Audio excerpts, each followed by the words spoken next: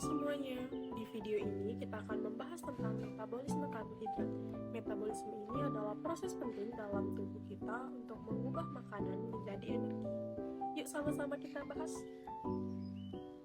Metabolisme karbohidrat adalah proses biokimia yang mengubah karbohidrat menjadi energi yang dibutuhkan oleh tubuh kita. Metabolisme ini terdiri dari 3 tahap utama. Yang pertama ada glikolisis, yang kedua ada siklus Krebs, dan yang ketiga ada rantai transport elektron. Proses yang pertama adalah glikolisis. Proses glikolisis terjadi di sitoplasma sel. Proses ini mengubah satu molekul glukosa menjadi 2 molekul asam piruvat yang menghasilkan energi berupa 2 ATP dan 2 NADH. Pertama-tama, glukosa diubah menjadi glukosa 6-fosfat oleh enzim heksokinase menggunakan 1 ATP. Kemudian, molekul ini diisomerisasikan menjadi fruktosa 6-fosfat dan difosforilasi menjadi fruktosa 1,6 bifosfat oleh fosfofruktokinase. Nah, kemudian fruktosa 1,6 bifosfat ini terpecah menjadi 2 bagian lagi, yaitu dihidroksiaseton fosfat dan gliseraldehida 3-fosfat. Yang akhirnya, gliseraldehida 3-fosfat ini diproses menjadi virupat melalui serangkaian reaksi dan menghasilkan 2 ATP dan 2 NADH.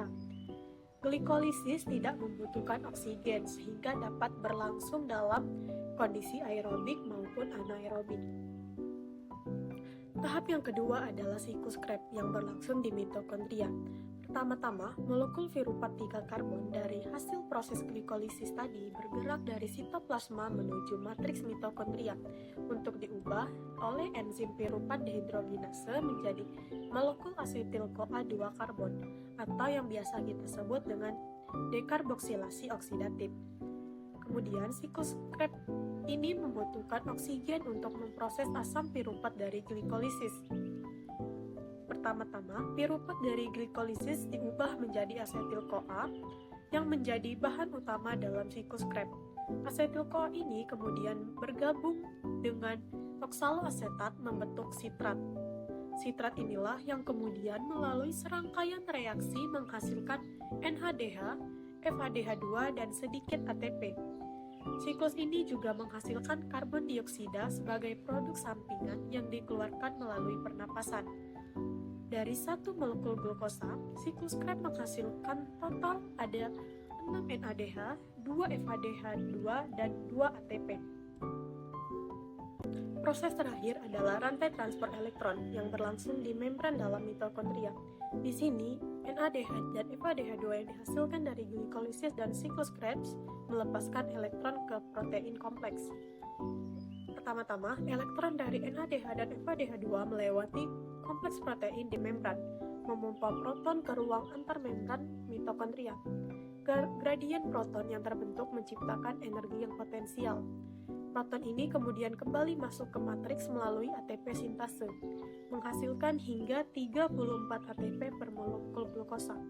Pada akhir proses, elektron bergabung dengan oksigen dan proton untuk membentuk air. Tahap ini menghasilkan energi paling banyak dalam metabolisme karbohidrat. Kesimpulannya, metabolisme karbohidrat adalah proses yang kompleks namun terorganisir, yang mengubah glukosa menjadi energi. Dari satu molekul glukosa, tubuh dapat menghasilkan total 38 ATP. Proses ini sangat penting untuk mendukung berbagai aktivitas tubuh kita. Terima kasih sudah menonton. Jangan lupa makan makanan yang sehat dan kaya karbohidrat dan terus belajar tentang biokimia tubuh kita. Sampai jumpa di video selanjutnya.